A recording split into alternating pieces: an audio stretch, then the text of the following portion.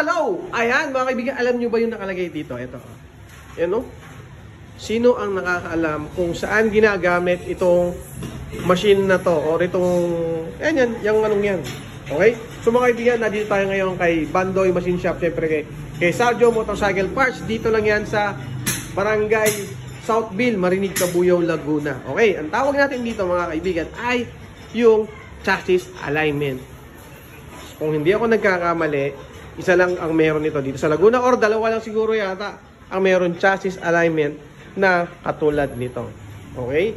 So sa lahat ng may problema sa chassis nila, kasi marami sa atin na na-aksidente. Okay? So dahil na-aksidente tayo, yung chassis natin ay naliligo or nadideform.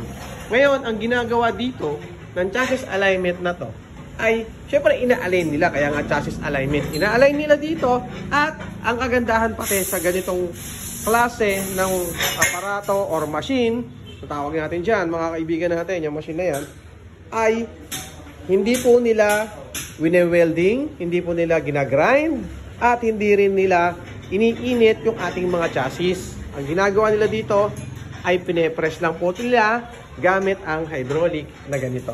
Yung hydraulic na manual. O, meron tayong mga video na nakalagay dyan sa, yan, dito.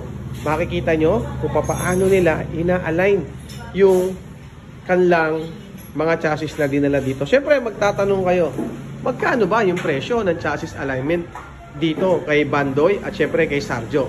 So, magdidepende kasi yan kung anong klase ng sira, kung gaano kalala, or kung gaano ba kalupit yung problema ng chassis mo. So, magbibigay lang ako ng range na siguro pinakamababa na dito is 4,500 para sa mga click na 125. Siguro yung nag-a-average yan, 4,500. And pataas tayo. Depende pa rin sa klase ng deformation ng inyong chassis. Okay? So mga kaibigan, ayan ha. Ito yung Bandoy Machine Shop. Dito lang yan sa Barangay Marinig, Southville, Cabuyao, Laguna. Lahat ng klase ng motor, pwede nilang i-align dito. Chassis. So, basta, ang maganda dito, hindi po siya re-welding, hindi po siya iinitin para mapantay nyo lang. Gagamitan po siya ng aparato na ganyan at maaayos na ang inyong mga motor na deform yung chassis or sabihin natin na hindi pantay yung chassis. Ang maganda pa din dito mga kaibigan, ito is napakabilis lang. Siguro kapag naisalang na dyan sa machine na yan ang inyong motor na deform, siguro mga 30 to 45 minutes lamang ay tapos na at pwede nyo nang i-uwi yung motor nyo. Pero syempre ang matagal lang talaga dyan ay pagbabaklas ng mga pairings, kasi dapat baklasin o tanggalin natin yung mga pairings para yung chassis o yung kabayo ay ma-press natin ng maganda gamit ang ating syempre hydraulic na manual. Ito yung hydraulic natin no? Yan, ito yung ginagamit nila sa pagpe-press. Okay? Then dito sa kabila, tingnan natin, papakita ko sa inyo. Ayan. Ayan, ito. Ayan. So araw-araw madaming pine-press dito. Ayan. Tatapos lang isang motor, hindi na natin inabot kanina. Tatapos lang i-align nila.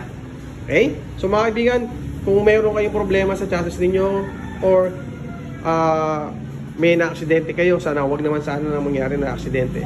Yun, may align po nila ang inyong mga chassis dito. Okay? Sa halagang 4,500 lang pataas. So depende pa rin sa chassis, depende sa sira ng motor, depende sa motor. So syempre mas maliit yung motor mo, mas maliit lang yung labor niya. Kung mas malaki, ay mas malaki din syempre yung babayaran ninyo sa labor niyan. Okay? And punta na kayo dito, bukas lang to ng 8 AM, bukas na yan, hanggang hapon. Yan. Depende pag may customer, kaya pa rin naman nilang accommodate yan kung hanggat kakayanin nilang ibigay sa mga tao. And then, syempre, dadagdag ko na rin yung kanilang mags alignment. Ayan o. So, susunod, matatapos na rin yung kanilang mags alignment. Ayan, siguro, susunod natin video, makikita nyo, tapos na yung, ano yan, mags alignment na yan. And then, kapag, yan o, kagandahan dyan o. Yan o. And, automatic na yung, ano niya, yung kanyang alignment o yung hindi to katulad ng iba na mags press. Ito ay alignment talaga na ginagawa dito kay Bandoy at saka syempre kay Sargio Motorcycle Parts. Hindi lang syempre itong ginagawa nila dito ha, lahat ng pwedeng yung paggawa, pwedeng ang gilid, Pwede rin pambenta, pwede rin made to order. Ayun, pero sabi nga ni Sergio, ito ay, kung gusto nilang magnegosyo ng ganito, pwede. Pwede pambenta. Pwede pambenta. Okay, pwede rin niya ibenta itong machine na ganito. Ito, patapos na rin to. Ito, ibebenta na to. Parang gano'n, pwede na ibenta. Pipinturahan na lang. Pintura na to. And sa tingin mo naman, magkano aabutin ng presyo nito kung sakali na ibenta na? Bali, hindi ko pa maalam yung exactly na price nito kasi hindi ko pa nakakwenta ng Oo, doon. So, sa susunod, alam mo na kung magkano. Oo. Pero malapit na pag na-assemble na to, nakulayan, napinturahan na, and then na-perfect na natin kung paano pag mags alignment. Yan, sasabihin na natin kung magkano yung presyo ng ganitong mags alignment. Pero nag-a-align na kayo dito? Sa kabila kay Bano. Oo, dito sa kabilang shop yun. No? Partner kasi sila. Pero ito mga ginagawa ko to, pwede pambenta to. Okay.